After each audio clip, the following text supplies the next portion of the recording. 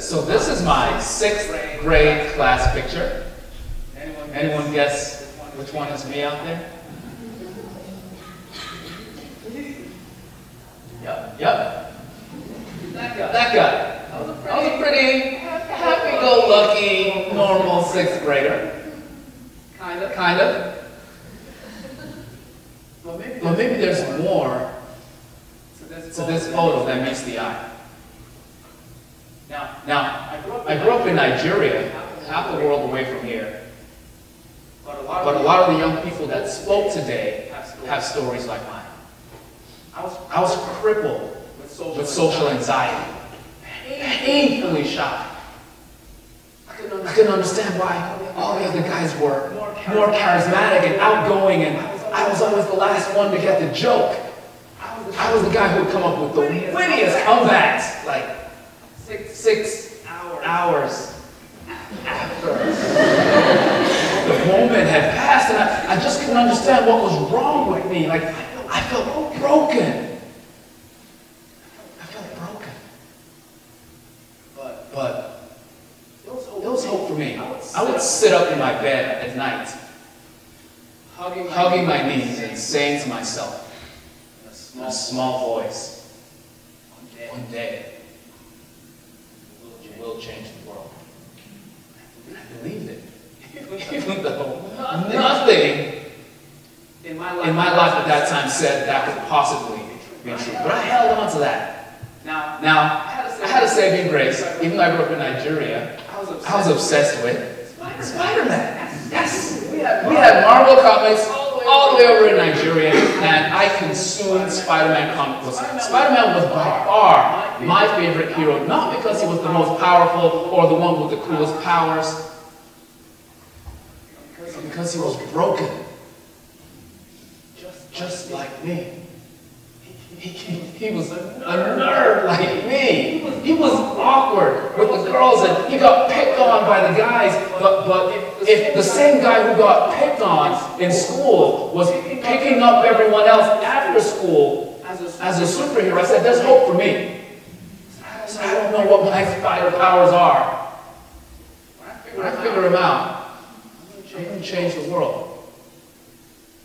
Well, that didn't necessarily make the teen years any easier. Let's just say I survived the teen years. And I survived college. It took me a couple of decades to really get comfortable in the skin that I was in.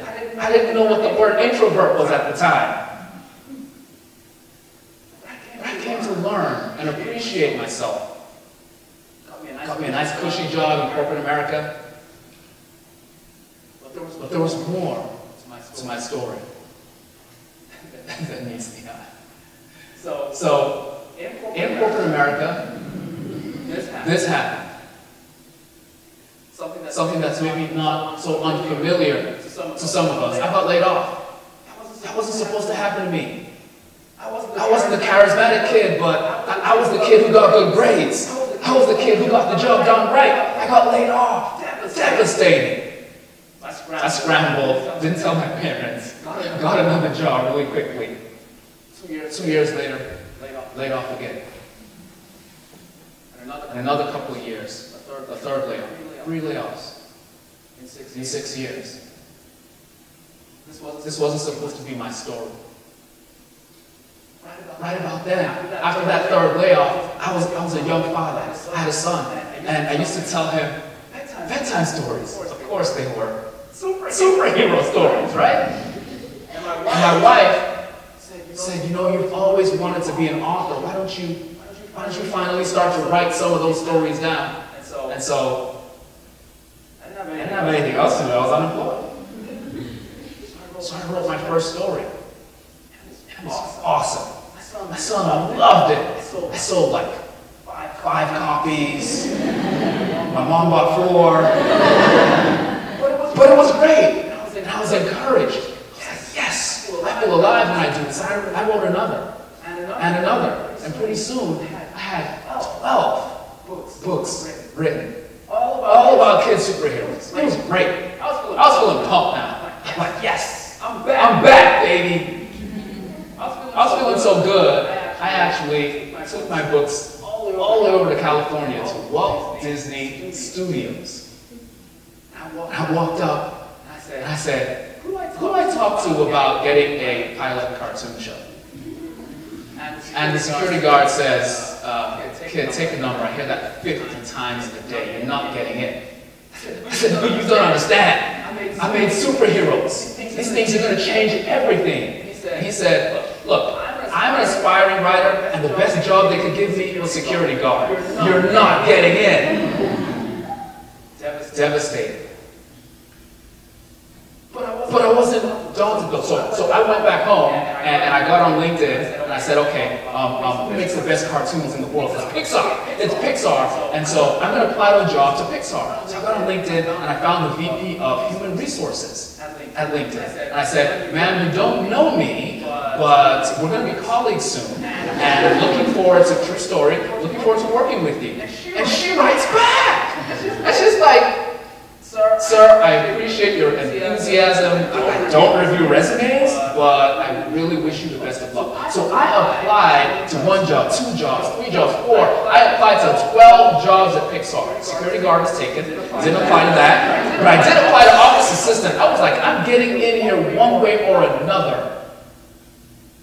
Rejection. 12 times. One director at Pixar got back to me. Of all the people at Pixar that I spammed on LinkedIn, he got back to me and he said, kid, you've got something here. Don't stop. Keep going. But I was pretty mad at Disney. Yeah, that's true, I said it. I was mad at Pixar. I was like, okay, this is how we're going to play this? This is how y'all want to roll? And so I declared that I was going to write 52 books in 52 weeks. And people said I was crazy, and I said, yeah, you're probably right, I should have said that out loud. But I had said it out loud, and so I set forth to pour out all of my energy and all of that introversion and that rich world inside my head. I put it on paper. And after 52 weeks, I was exhausted. And I failed. I didn't get 52 books, but I did get 30. My son loved him, and his friends did too. And maybe that's all that mattered. But the struggle is real. The struggle is real because even with pouring out all of those books, the story wasn't ending. It wasn't playing out the way that I thought it would. And I said, man, I'm a smart dude. Why is this so hard for me? Why is this not working out for me? But along the way, I started to realize that the heroes that I had created in my mind were people in real life.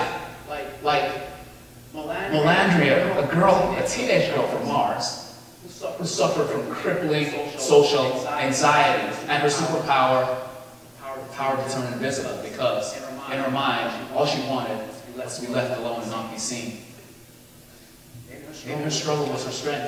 Or what about El Valiente, a kid from Mexico City who suffered from crippling panic attacks and he was scared of heights. So of course, his power was he learned he could fly.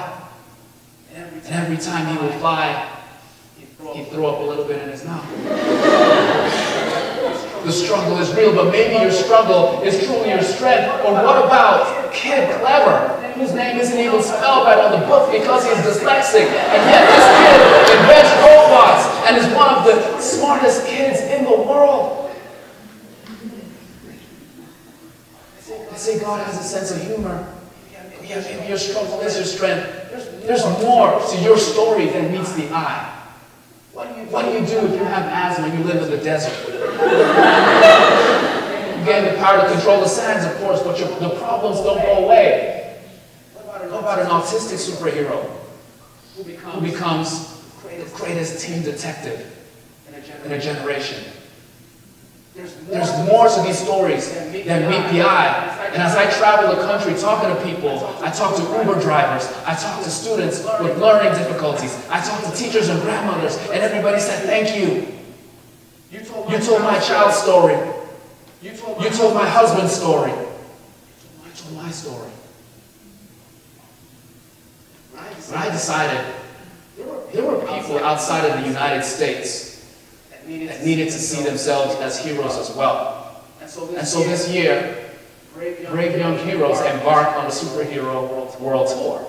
And so of course, we wanted to go somewhere nice. Let's go to Dominica, Nature Island. For those of you who don't know Dominica, it's a small country right next to Puerto Rico, probably the most beautiful place in the world. Add it to your bucket list. Trust me, I've been there. It looks like this on a regular Friday. But this is also Dominica. Ripped apart by Hurricane Maria in September 2017. 90% of the buildings damaged. 6 months later, 85% of the island, still no electricity. I spoke to adults there, grown men who sat in their homes weeping as their roofs were ripped off and furniture was thrown throughout the building. If adults went through that, what does that do to a kid's mind? And so we took Brave Young Heroes into this. And we made them a superhero that looked like them from Dominica, the Princess of Plants. And for 7 days, we gave these kids hope. Because when I was their age, in 6th grade, I remember what it felt like to have social anxiety and to feel like maybe sometimes I would never find my own story. And all that gave me hope was a guy in a goofy red and blue costume. Maybe there's more than meets the eye to these stories. And after Dominica, we're going to Ethiopia, to some of the poorest kids in that country. We're going to Kenya. We're going to a refugee camp in Germany to work with kids who've been through war in Afghanistan and Syria, Iran. Superheroes? Maybe sometimes there's more than meets the eye to the story. There are a lot of kids out there who felt alone, who felt like they don't have a voice. And so I wrote a poem for them, just so you know what it feels like. And I want to share that with you. Is that okay?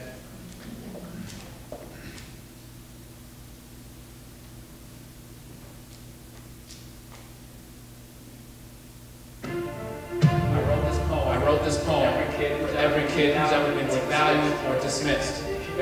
If you've ever been picked on, passed up, counted out, this one's for you. When you see me, all you see is disability. But when you do, all you do is diss my ability. If we were all the same, maybe life would go more blissfully. But I'm sorry, I don't fit the picture of what society says I'm supposed to be. I'm not a useless eater. I was put here for a purpose. I'm uniquely designed with mind, but you can't see that on the surface. I got so much intel inside, sometimes this power makes me nervous. But I have a chip on my shoulder, my memory's backed up from all the times you did me worthless. Look, your inability to see past disability shows the fragility of your facility, shows the instability of your tranquility, shows the senility of your virility. I meet your hostility with calm agility. I meet your instability with cool versatility. Not with facility, but with the audacity of possibility.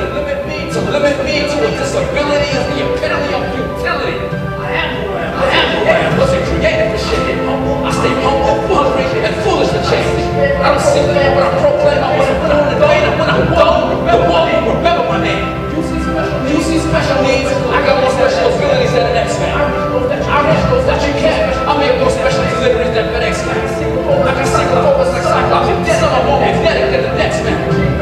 Keep great clouds, roll, my beast mode. That's how our best plan. Einstein was on a nuke, they probably had anxiety and depression. They played it. Steve Jobs they battled to such a sense. They told me he lost his hearing, but listen, he didn't. Maybe instead of criticism, we need more optimism. So don't define my anxiety. Don't patronize me with misplaced.